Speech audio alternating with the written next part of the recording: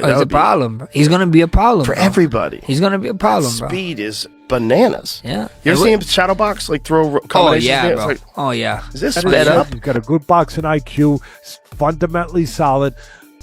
He's better served to box on the outside with the always dangerous. But he's really come into his own because the guy who was in the gym that everybody saw coming up has been... Joe Rogan has issued a strong warning to Lamont Roach after seeing Gervonta Tank Davis's latest training footage. According to Rogan, Davis looks absolutely terrifying. He praised Tank's explosive speed, technical sharpness, and overall fighting efficiency, suggesting that Davis is now more dangerous than ever. With everything in his arsenal appearing perfectly tuned, Rogan believes Tank is a major threat to anyone standing across from him, especially in this upcoming rematch. You have to. And for Gervonta, that was perfect because I would love to see Ryan Garcia, the one that we saw fully hydrated against Devin Haney, against Gervonta. It's a problem. He's going to be a problem for bro. everybody. He's going to be a problem, bro. Speed is bananas. Yeah. You ever see him shadow box, like throw combinations? Bro. Like, is this sped up? How are you so fast? Yeah. It's not fair. He might have one of the fastest left hooks I've ever seen. For sure. I mean, it's right up there with everybody, all the great left hookers of the past. But the crazy thing is, like, bro, he don't even bring it out. He just goes from right here. Right there. Pah! Whip. Respected boxing analyst Teddy Atlas also weighed in, offering high praise for Davis. Atlas highlighted Tank's unique blend of athleticism, lightning-fast reflexes, and sharp ring intelligence. According to him, Davis's fight IQ sets him apart from most fighters. His impeccable timing, counterpunching, and understanding of angles make him one of the most efficient boxers in the sport today. Atlas believes it's this deep understanding of the game that gives Davis a critical edge, possibly making him the best pound-for-pound fighter right now. The way that he boxes, he's versatile. You know, he could do a lot of things. He could go get you. He's got the attitude of a fighter. He's not a huge puncher. Obviously, Tank Davis is the puncher in this, but Roach can go get you, but he can box. I think he's better served. He's got long arms, good length. He's better served. He's got a good boxing IQ, fundamentally solid. He's better served to box on the outside with the always dangerous Tank Davis. Box, see if he can get it done. Angles, pot shot, be disciplined enough to do that all night long. I think he should stay away from trying to go on the inside, which again, he's got the attitude of a real fighter, which you love.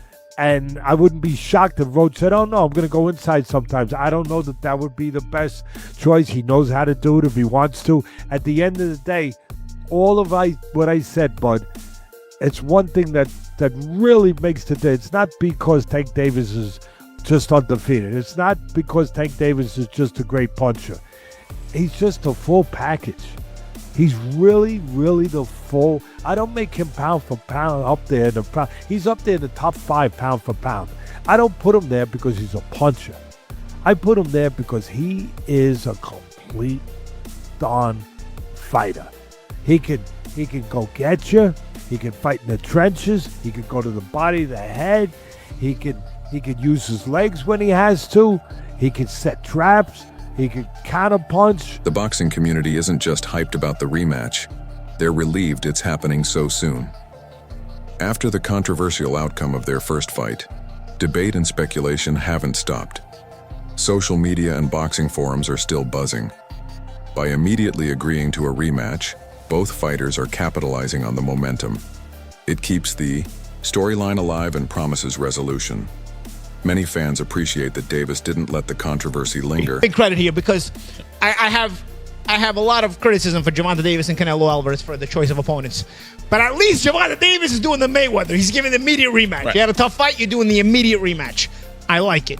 All right, so what I'm I need to push back real quick. Yeah, I knew you would. Go ahead. Push back. I'm giving the guy credit. I like Gervonta Davis. I know you talk a lot about his opponents and whatever, and you're talking about Lamont Roach. We're not going to go pick a But okay, find me a less than a 10-1 underdog and he fought on pay-per-view. Look, I'm talking about this fight right here. Look at the first fight. So, picking Lamont Roach, you're saying, he's basically cherry picking is what you're alluding to. He has a history with the guy. They've been in the gym together. They sparred together. They fought in the amateurs. He knew the level that Lamont brought. Also, Lamont's one of those guys. You ask anybody in the boxing world, they know how good Lamont is, and it's his record. leading up to him getting to the title shot or getting his title win, it's kind of like, the Jamel Herring fight's really hard to forget. He struggled with some guys that you wouldn't expect him to, but he's really come into his own because the guy who was in the gym that everybody saw coming up has been realized now.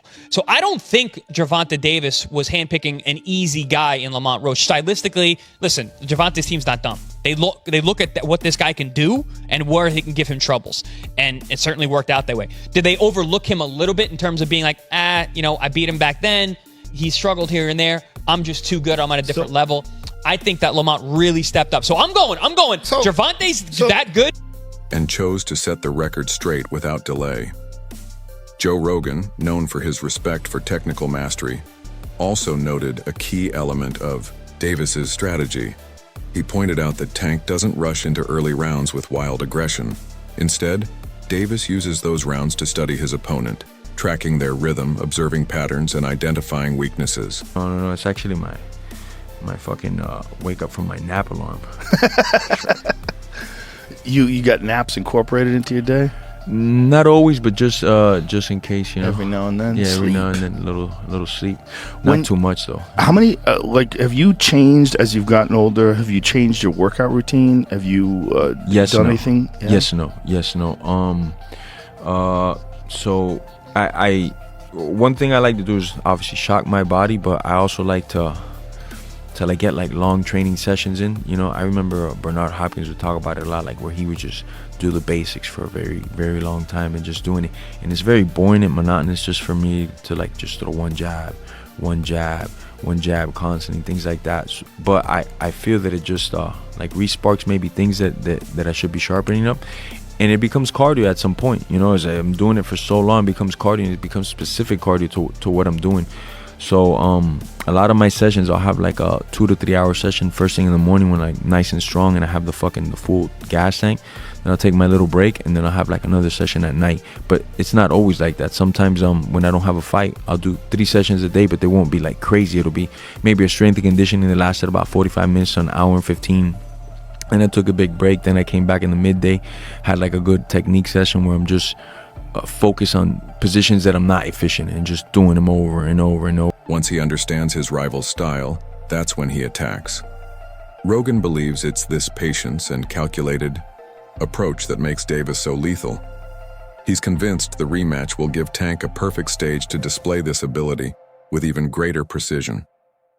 If Davis reads Roach early, Rogan predicts a quick and decisive knockout. In the first fight, Davis didn't seem like himself. His movements lacked urgency, and his punches didn't carry their usual weight.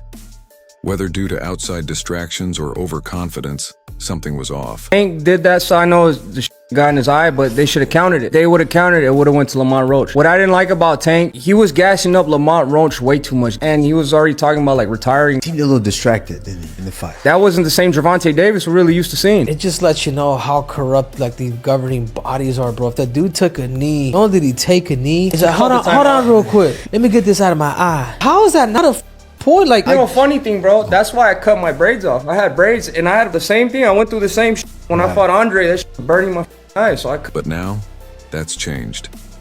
Recent glimpses from his training camp show a focused, grounded, and mentally sharp version of Davis. He's approaching this rematch like a man on a mission, with something to prove. And the difference in attitude is clear. Many now believe that Davis may not have taken Roach seriously the first time. Perhaps he saw Roach as just another stepping stone, and that mindset showed in his preparation. For me, Tank Davis versus Lamont Roach rematch has been set. We expect it to happen. I think after the first fight, Tank was kind of like, if he wants to fight him or not, but we all kind of knew what else is there for both. Well, there is stuff for them both to go off and do, but it was Tank's first time actually going to a draw, so he knew they were going to want to run it back. They're probably going to make way more money from this rematch too. How do I think it goes? Man, listen. Tank, when he's fighting in the pro fight, he's a counter puncher. Through and through, he's a counter puncher. Low volume, counter puncher. Lamont Roach was able to use his feet, don't want to go in and out the pocket, know how to block the shots, and also he rolled a lot of the shots very, very well as well. So Tank wasn't really able to get the shots off that he does. With Tank, to a degree, it's almost like If I don't knock you out, I'm pissed. Kind of like Wilder-esque. Wilder, one with the Luis Ortiz fight, the second fight, Wilder barely threw a punch that whole fight until he knocked him out in the 7th or 8th round. It's kind of like with Tank as well. And it's a shame because I think Tank is better than that. I think he's like that. If you go back and watch some of his old clips when he used to spar in the Mayweather gym, he wasn't counter punching so much. He was coming forward a bit more. Maybe because they got head guards on and bigger gloves. Maybe he felt more comfortable doing it. But he wasn't so much of a. He wasn't primarily counter punching. And those clips we saw, it wasn't clips of a whole fight, but those clips that we did see. I know he has it in him to be more than just a counter puncher, but it seems like when it comes to the pro rank, it's just what he's resigned himself to want to do. It'll be interesting. I thought the first time Tank would beat him, because what Roach showed me before that didn't really show a guy who would win. Into the second fight, if Tank goes in again with the same kind of tactics, he could very well lose on points. Roach was able to keep his legs for all 12 rounds and kind of fight at the same pace. Tank's power didn't really phase Roach. Now, I'm not saying it won't in the second fight, but it didn't in the first fight. So it'll be interesting to see how the fight goes. It'll be fun to watch. I'll be definitely tuning in. How do you think it goes? Do you think Tank can get the win this time or not? I would be more inclined to think maybe Tank can actually do it this time, and he will probably let his hands go a bit more. But look, Roach was doing great counter punches himself. But when Tank did let his hands go, Tank was missing and paying for it at the end of the day. I don't know. It's going to be a good fight. I'm actually quite looking forward to it. Maybe after this is all done, then one of these guys can move on and Tank can finally go and fight the Shakurs of the world, because the Hanleys and he's moved up now. So we'll see. How do you think this fight goes? The result? A lackluster performance that shocked fans and exposed vulnerabilities. But that wake-up call has clearly landed. This time, Tank isn't leaving anything to chance. Experts are saying his current level of discipline is unlike anything they saw before the first fight. He's treating Roach like a legitimate threat, and that's bad news for Roach. In him.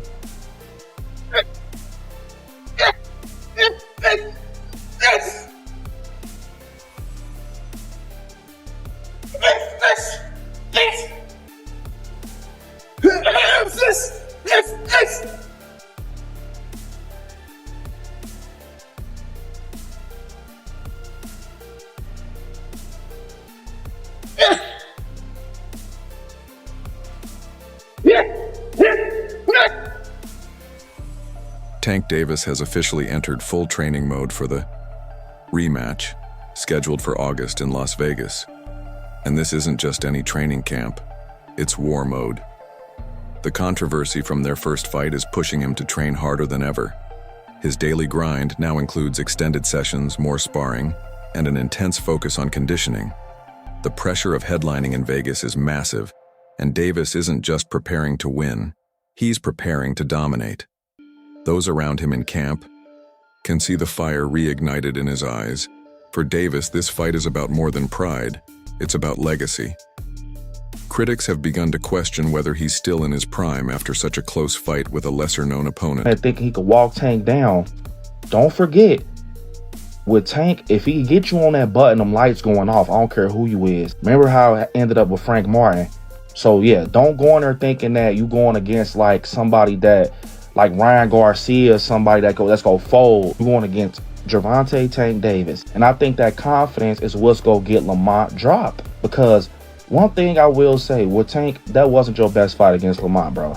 I feel like you was in your head too much, you was overconfident, and you was really just, your mind was in y'all story, the lore and everything with y'all history. You ain't going there like I'm fighting a stranger. You going there like, oh, this Lamont, this from the same camp, we from the same area. But now I think that whole situation woke him up, because you got to think, Tank not used to losing. He not used to people being against him. He not used to being the one that like got to step back from the situation. That's why I think he being hushed right now, because when he come this time, it ain't no talking. And that's why I think it's scary, because we never see Tank in that mode where he don't say a word. I think this gonna be a different Tank. And what's crazy is Tank used to be like that in the beginning, like when he was with Floyd. Like, I'm talking about Tank with the fade, with the waves, bro. He ain't used to be on that showboat and stuff until he got, like, you know, a little bit more in the boxing, you know, thing. Of course, once you with Floyd, you're going to start being flashy and doing backflips off the ring. But in his beginning stages, dude wasn't playing. He was dropping I think that's what he about to go to, bro. And we know that people like, man, did he take Calvin off his team? Nah, like he said, Calvin his boy. I think he's just rocking with somebody else right now to get him some sharper skills, to change up his skill and what people know him by. I'm not gonna lie, y'all. I think Tank go take it to Lamont. And that's not me being biased. I think we ain't ever seen Tank like this before. And Lamont, I see your mindset. You keep nagging about that win you should have got. Focus on the new fight. Stop talking about I should have won. You know why? You know why he's feeling like that? Because that's like one in a lifetime. He feel like nobody got that close. I should have took the belt right there. Now I ain't gonna never get that shot again, because he know that boy Tank done buckled up, done cleaned up his mess, and he ready to go. And it's not the same. It's not the same Tank. Tank, you done gave Tank enough time to think about who you are as a boxer and break you down. Yeah, he's cooked. Remember I told y'all what's gonna happen in August. He's cooked. And I feel like Tank, he walking him down. Like, yeah, watch this. I'm about to make an example, because Tank gonna want to be able to. That doubt has lit a fire under him. Every day in camp, he's training longer, sharper, and smarter, putting in work on his speed, defense, and fight IQ like never before. His goal isn't just to win, but to remind the world that he still rules his division. We gotta talk about it. So, Tank officially came out and says that he wants to put this rematch as early as May. Now, if that were to happen, Lamont Roach gets a second time to prove himself. Now, in my personal opinion, his stock has already risen. He is already notable. The fact that he went toe-to-toe with Tank on a decision that ended in a draw, whether he loses this second fight or not won't even matter, because he's directly in line to go against the Keyshawn Davis, the Shakur Stevensons, and etc., the Devin Haney's, and etc. I can see him moving up and going against Devin Haney or Ryan Garcia or somebody like that. So many people to fight. Lamont Roach has definitely proven himself. But let's talk about something else, and that is the hairstylist situation. In my humble opinion, I believe she should have been quiet. As a hairstylist, there was nothing for you to say. No fan in boxing was gonna look at that like, I don't want her braiding my hair. No one would have said that.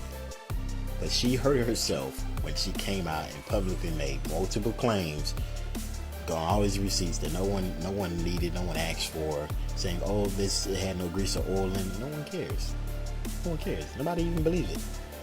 Sometimes it's best to remain quiet. But you guys let me know in the comments. Should she have remained quiet, or should she have did what she did, which is spoke up? You let me know. To lead this effort, Davis has brought in veteran trainer Kenny Ellis. Known for his no-nonsense approach and deep tactical knowledge, Ellis is already making a clear impact.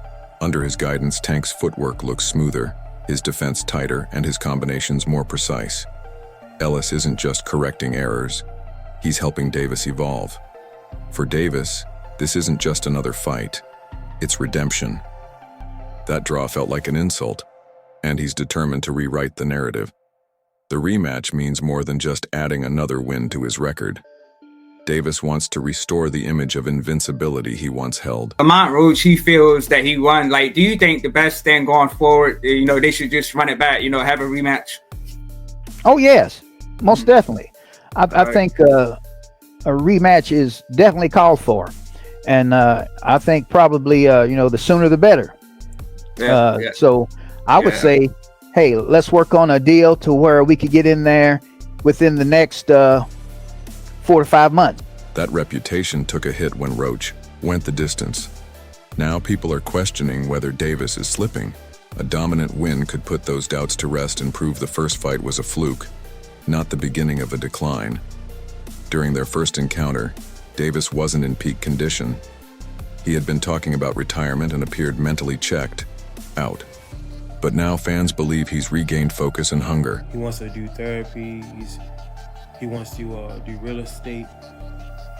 They want to say he wasn't all in because him and Roach are friends, and he's going to be focused for the second fight.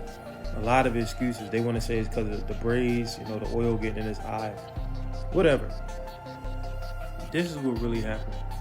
And I just now came to this conclusion because I've been making some other videos for Patreon. But Lamont Roach posted a video recently on... If that's true, this rematch could be completely different.